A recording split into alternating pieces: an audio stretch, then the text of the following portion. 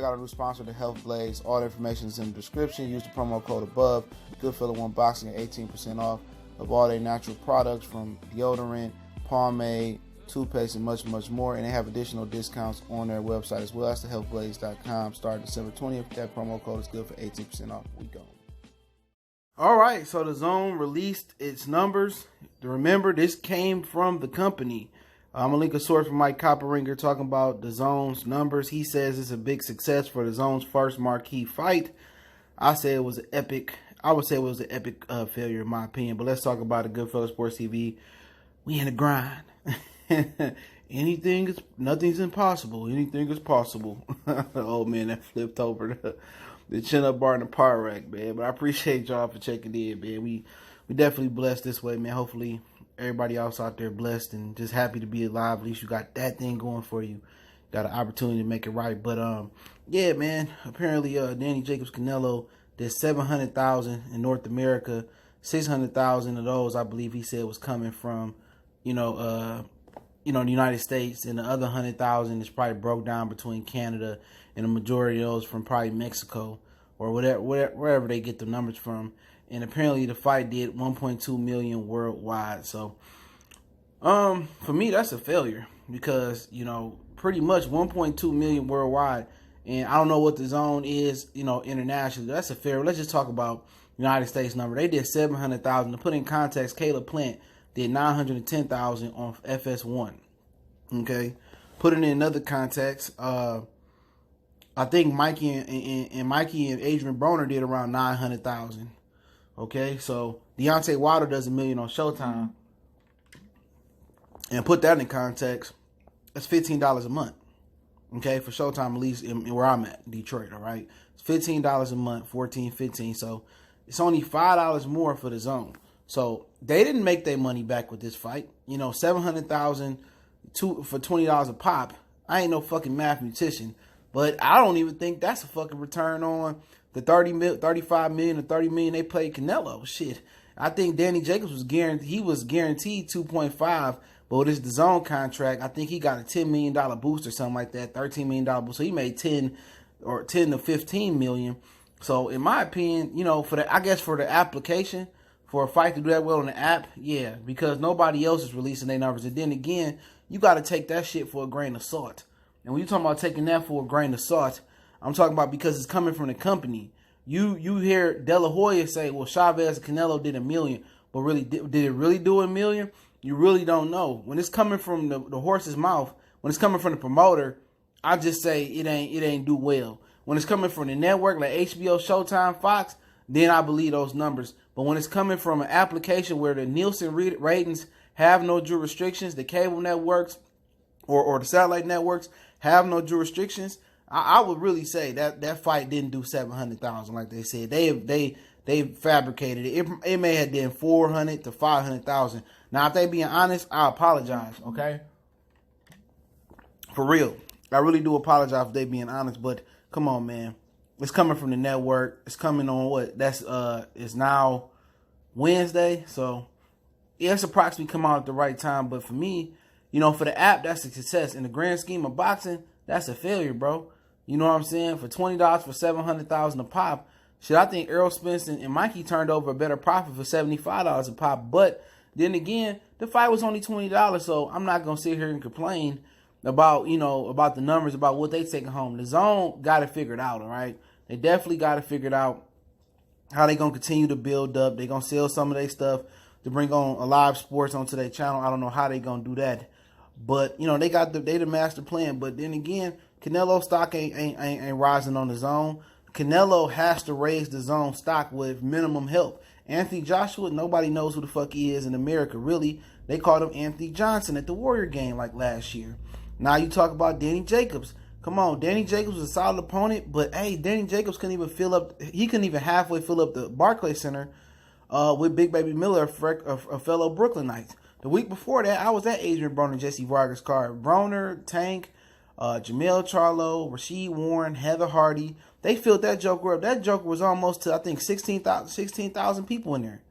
It was just under that. It was almost the capacity, and it was live. It was way more lit than the Danny Jacobs fight, So at the end of the day, Danny Jacobs ain't a huge pull from that aspect. It probably was a success for them. So if they able to deliver Triple G Canelo 3, which I heard is in the works for September 15th, that's what the DAZN gonna drive in. If that's in the works, then I will, then they hoping next time they can do 1 million. So they really trying to build. Okay, they trying to build it up the right way.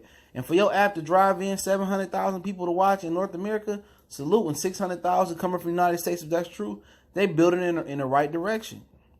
They build it in the right direction, but they're gonna need more. And then at that, they might have turned off 25% of 700,000 people. Because I'm seeing the reviews, and I didn't do a video, and maybe I'll get to the video if I get some more time today, if I can fit it in. But you get to the reviews, you know what I'm saying? And everybody was mad. The homie Jeff from Dream Chaser Boxing said that he paid his $20 and he wasn't happy with the production, with Sergio Moro. The team sucked, the announcing sucked, or whatever the situation may be. He wanted to cancel it, and they said you need 3 or 4 or 5 or 48 hours to cancel whatever it was. And they wouldn't allow him to cancel it. And I've also heard reviews before that going down that people would purchase the DAZN when it was $10, and they would charge them for 3 or 4 months in advance. So they would take $30, $40 a day account. So at the end of the day, they got customer service issues as well too. And it's 1,000 comments, talking about how bad the DAZN was. And I'll eventually get to that video, maybe today, probably be today, later today. But it was 1,000 people complaining about the DAZN. You know what I'm saying? 1,000 people complaining about, oh, it was lagging. Oh, I can't get on. Oh, the stream was lagging. Oh, if you was able to get on and get a good stream going, then hey man, the production was whack. The commentary was terrible. And I heard when they had Sugar Ray Leonard on there, it was terrible. You know what I'm saying? Sergio Moro, I heard he terrible. Brian Kenny, I already know he terrible. You know what I'm saying? We know they terrible. You know what I'm saying? So they need to reevaluate who they got on there. They need to hire Roy Jones. So at the end of the day, I heard a ton of bad experience from the DAZN. I heard minimum great experience from the DAZN. So they still got work to do from a company standpoint. Not even what we talking about being put in the ring. And at this point, once you just want to go hire all the HBO rejects as far as the production, the camera crew, and all of that, that's what I would go do. You can leave Jim Lampley and Larry Merchant where the fuck they at. But I would go hire the product 24/7 crew. I go hire the camera crew. I have it just like HBO. HBO had the best production. I saw the cameraman and they truck men. They cover all in the truck, and they highlight where the cuts came from, and all their production was great. So the DAZN need to think about adopting that. And also, that Kendall Gill called the Regis Progress fight the other night. And Kendall Gill, he got 3 or 4 professional fights on his resume. Yeah, Kendall Gill, who has the most steals in the NBA and for a game, he's tied with 11. Yes, that Kendall Gill, he was excellent boxing commentator. He better than Sergio Moro, I bet. I ain't never listened to the DAZN commentary. It's hard for me to find great commentary to listen to. It really is. Great unbiased commentary. But, for the DAZN, if this is true numbers and they happy with this success and they looking to build on this with a Canelo Triple G fight, I'm going to tell you this. They talking about Callum Smith. You know what I'm saying?